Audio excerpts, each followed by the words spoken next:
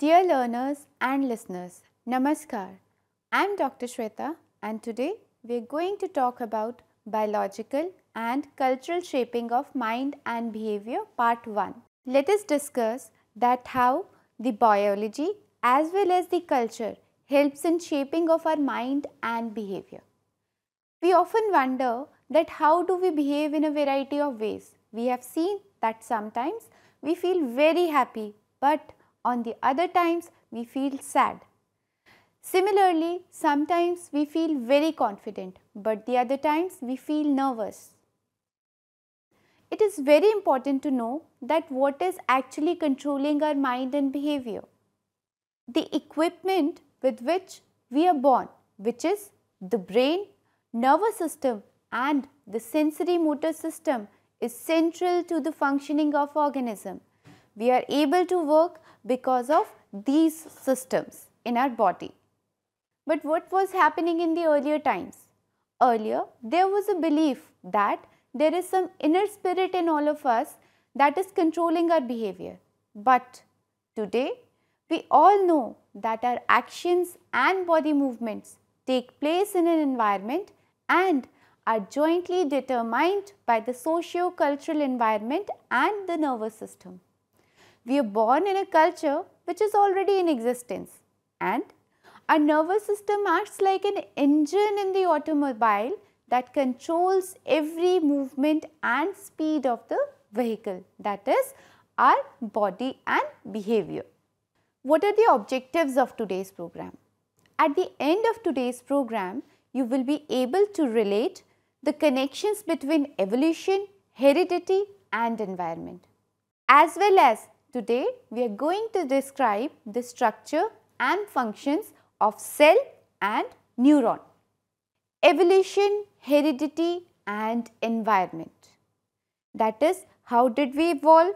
What are the genes that we have inherited? And how is the environment influencing all of us? The experts in biology believe that the organisms existing today are the outcomes of the process of evolution that has taken place in the course of a long span of time spanning over several million years. The idea of evolution was given by an English biologist named Charles Darwin. According to this view, adaptation to the environment is central to the process of evolution. The traits and behaviors which enable an organism to survive are retained and others are extinguished. It is known as the process of natural selection, which means we retain only those traits that help us to survive and other traits are extinguished from the organism. So, we can see that how the man has evolved over the years. But what are the features that distinguish human beings from other species? The first feature is called bipedalism. What is bipedalism? It indicates our ability to walk upright. The second feature is encephalization, which indicates the increase in brain size and proportion of specialized brain tissues. The third and very important feature is the development of language, because we all know that we humans are privileged to talk, to speak out. This ability is undoubtedly a key to effective communication and cultural achievement of human beings. This was about how we are different from other organisms. Let us talk about heredity. What is heredity? Heredity refers to the genetic endowment that a human body inherits from her parents. It is often known as biological blueprint. A person's genetic potential or genetic code interacts with the environment to influence and shape the pattern of behavior. So, this was about heredity. Let us also discuss about very important aspect that controls our mind and behavior, which is environment. Environment includes the physical and social surroundings in which a person lives, grows and conducts himself or herself. The context of family, school and community within which a person lives interacts with the genetic characteristics to determine the pattern of behavior displayed by him or her. We can see that how we get influenced by the environment around us. We all know that our habits are very much influenced by the environment in which we live in. Now, this was all about the evolution, heredity and environment. But a very important aspect of today's program is to make you understand that how the mind functions. Have you ever seen that how a building is made? It is made brick by brick. So, all the bricks together form a particular structure. In the same manner, our body is built up of different cells. As the brick is the smallest unit in a building, so is a cell the smallest unit in a human body. Each living being, whether it be a plant, animal or human being, is made up of these small units which are called cells. There are certain differences between the cells of different living beings as well as the cells in different parts of a living organism. All cells contain a fluid which is called cytoplasm and a nucleus and are enclosed in a cell membrane. Operations within the cells and the coordination among various cells make the life possible. The life of all living beings is therefore based upon the working of the cells. So, this is one of the picture of a cell, that how the cell looks like. First of all, let us discuss about the neuron. The cells that compose the nervous system are known as neurons and glia. The neurons or nerve cells transmit information which is known as impulse from one location to another. For example, sometimes you appreciate a sunset, you enjoy music, you think of somebody who is living at a distant place, you try to find out solutions to a particular problem. All these acts reflect the coordinated actions of thousands or millions of neurons that are there in our body. Nerve cells collect information from the environment by means of receptors, that is, they receive the information from the environment and then they combine the information as well as make the action possible. The neurons also store information and lead to behavior. It is very important to understand that when we are talking about the neurons are storing information, you should know that when we are repeating something again and again, the neurons in the nervous system or in the brains get strengthened. We will talk about the connections between neurons, that how are they transferring information from one cell body to the other cell body. Neurons in the central nervous system, which is often known as CNS, are of various shapes and sizes, but most neurons may have features in common. There are three main structures of a neuron. The first structure is known as the cell body, which is also called as soma. The second is known as the dendrites and the third important structure is known as the axons. I will show you a picture of how a neuron looks like. Now, what is soma? First of all, let us understand soma or the cell body is the largest part of the neuron. It is regulating and controlling the metabolism and maintenance of the entire cell. The soma also receive impulses from other neurons. The cell body contains the nucleus that manufactures the chemicals used to transmit signal. Now, when I am saying that soma also receives impulses, that means it is not only one soma, but there are lot of cell bodies or the somas in the entire nervous system that are connected to each other and that are sending signals to the brain. This is how a soma or the cell body looks like. It has a nucleus, dendrites, axons. Now, what are dendrites? First of all, the dendrites are branches that extends from the cell body and spread out in complex ways. That is, it is branches like branches of trees, you can imagine. It is branches like structure that spread out in complex ways. The neurons receive much of their input through dendrites via synaptic connections from other neurons. The cell sending information releases a chemical that influences the activity of the receiving cell. Information passes from the synaptic terminal to the dendrite or cell body, but does not go the other way. That is, it either goes in the forward direction or it does not go at all.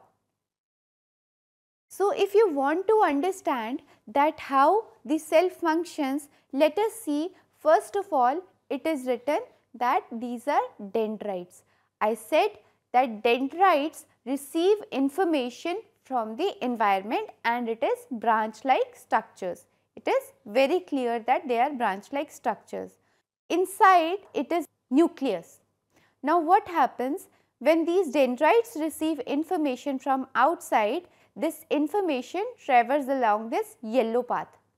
Yellow path, it is known as, it is just to show you, the color is just to make you understand. So, it is a differentiated color. This yellow line depicts the axon of a cell and this axon is surrounded by a myelin sheath. Now, what happens when the dendrite receives information from outside? It travels along this axon and reaches the axon terminal. I just talked to you about a chemical which is produced to send informations to other cells.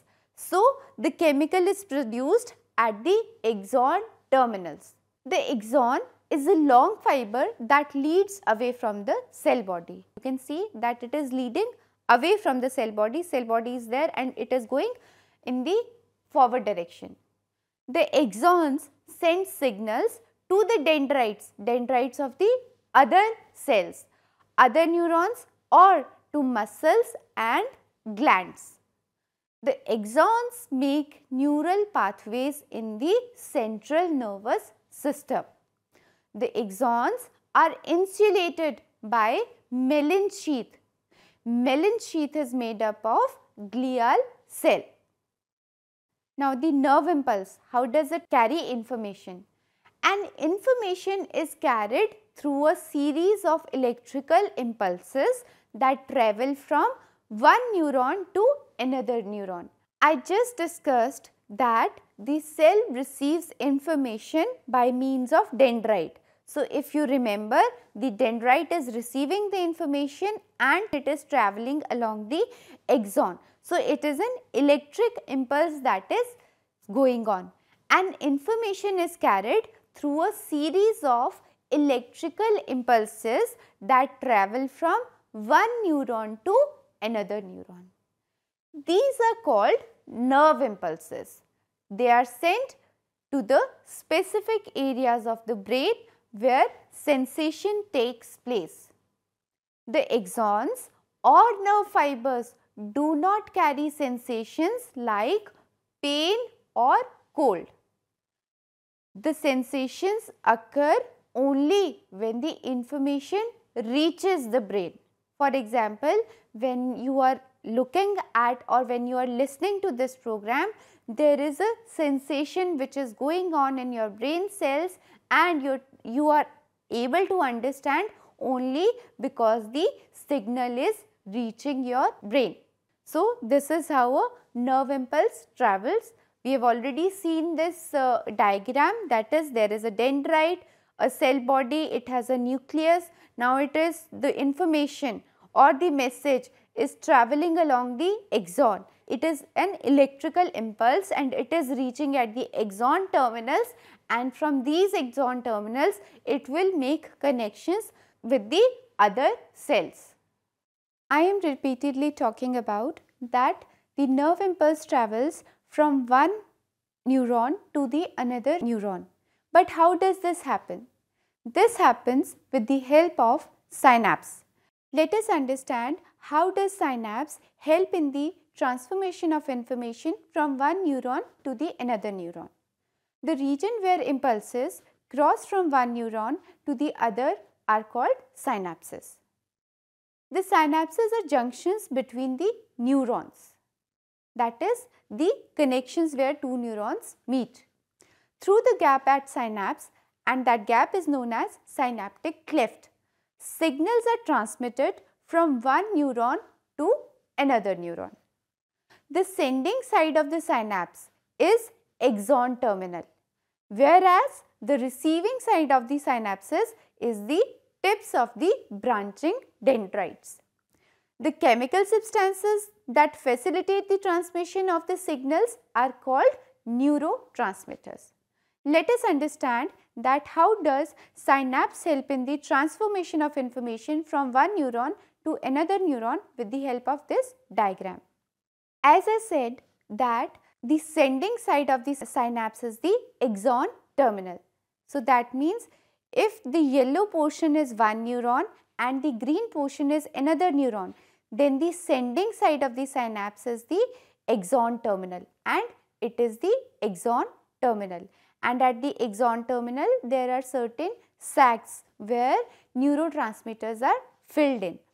And now when the nerve impulse reaches at the axon terminal, that is at the end of a neuron, then the neurotransmitters get released and they make connections with the dendrites of the another neuron. That is, in this point it is clear, sending side is this axon terminal, and from this point again clear that the receiving side of the synapses is the tips of the branching dendrites, that is this green portion, and these are the tips of the branching dendrite.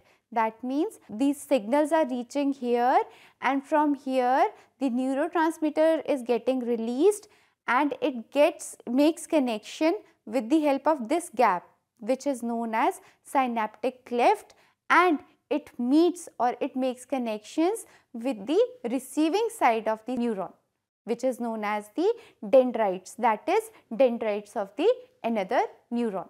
There are different types of neurons.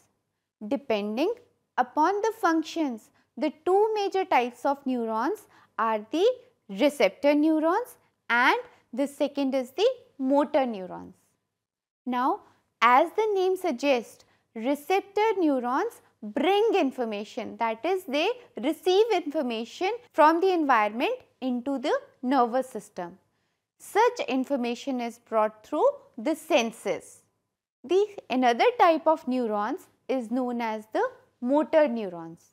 Now, the job of the receptor neurons is to receive information, but the job of the motor neurons is to carry out orders of the brain for muscular movement. That is, receptor is receiving information from the outside to the brain, but motor is carrying the orders from the brain for the muscular movement such as chewing, walking, writing and so on, which are under our conscious control. The reflex actions are mediated by the spinal cord. Now, these reflex actions, for example, we have often noticed that when we touch a hot surface, we immediately take out our hand from that hot surface. That is one reflex action, and what is making that possible is the neurons in the spinal cord.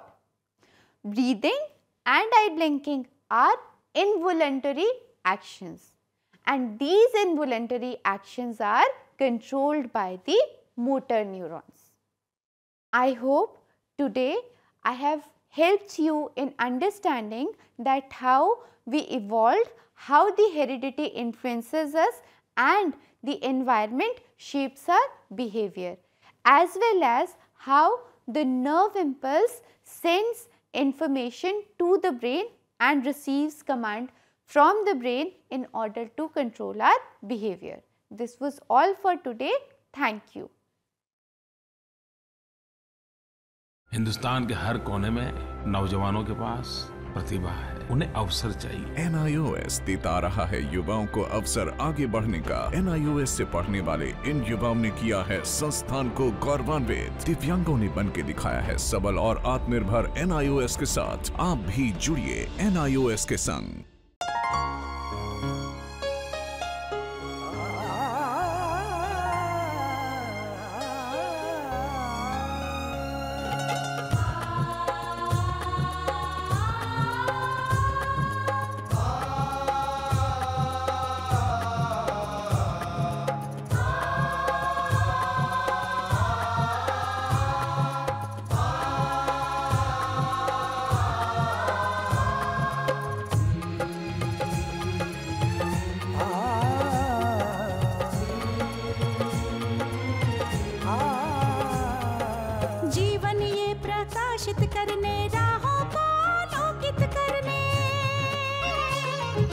जीवन ये प्रकाशित करने, राहों को आलोकित करने, हम अपना दीपक स्वयं बने, हम अपना रास्ता स्वयं चुने। हम अपना दीपक स्वयं बने, हम अपना रास्ता स्वयं चुने। जीवन ये प्रकाशित करने, राहों को आलोकित करने।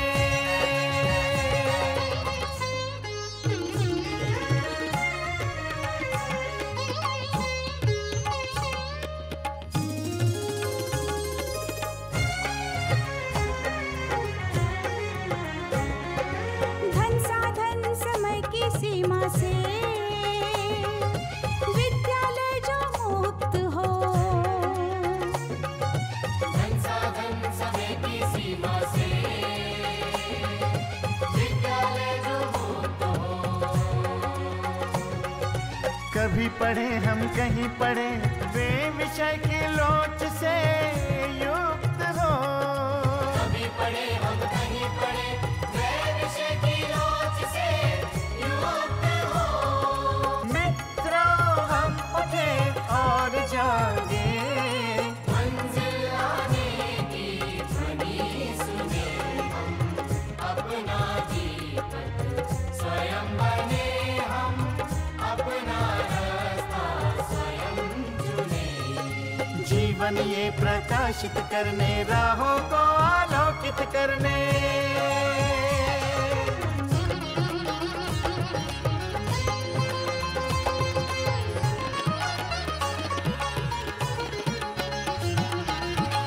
राष्ट्रीय मुक्त विद्यालय का है द्वार खुला सबकी खातिर। शिक्षा परीक्षा का अवसर एक बार ही क्यों मिलता फिर।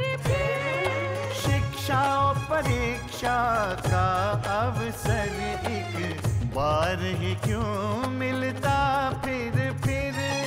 दुनिया में इसके केंद्र बात, कोई मन चाहा केंद्र चुने। हम अपना दीपक स्वयं बने, हम अपना रास्ता स्वयं चुने। कोई मन चाहा केंद्र चुने।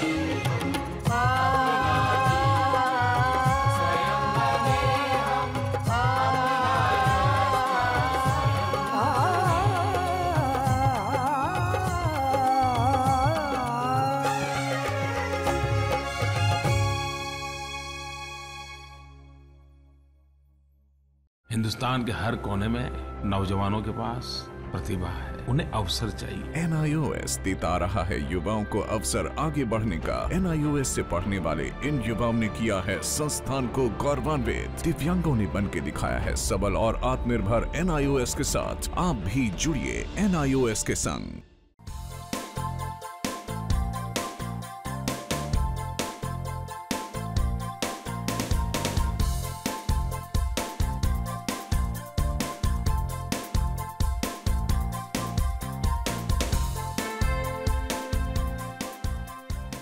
घर बैठे पाएं राष्ट्रीय मुक्त विद्यालय शिक्षा संस्थान यानी NIOS में एडमिशन, वो भी एकदम आसान तरीके से, जिससे शिक्षार्थियों को होगी समय और धन दोनों की बचत। NIOS से शिक्षा कभी भी कहीं भी। शिक्षार्थियों, क्या आप जानते हैं NIOS में एडमिशन लेने का सरल और सुगम तरीका, जिससे शिक्षार्थियों को ऑनलाइन प्रवेश लेने में सहूलियत मिलती है। NIOS में प्रवेश की प्रक्रिया पूर्णतया ऑनलाइन है।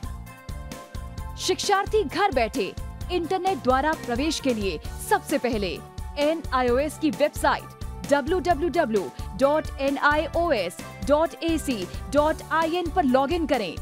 अपना ईमेल आईडी और पासवर्ड डालकर अपना पंजीकरण करें। पंजीकरण के बाद लॉगिन करने पर ऑनलाइन प्रवेश हेतु आवेदन पत्र खुलेगा। आवेदन पत्र को निर्देशानुसार भरें और प्रिंट आउट लें। इस प्रिंट आउट पर अपनी फोटो संलग्न करें। ऑनलाइन प्रवेश के लिए शुल्क हेतु भुगतान के तरीके हैं: क्रेडिट कार्ड के द्वारा, डेबिट कार्ड के द्वारा, राष्ट्रीयकृत बैंक के ड्राफ्ट के माध्यम से, जो कि सचिव NIOS नई दिल्ली या नोएडा के पक्ष में देय हो।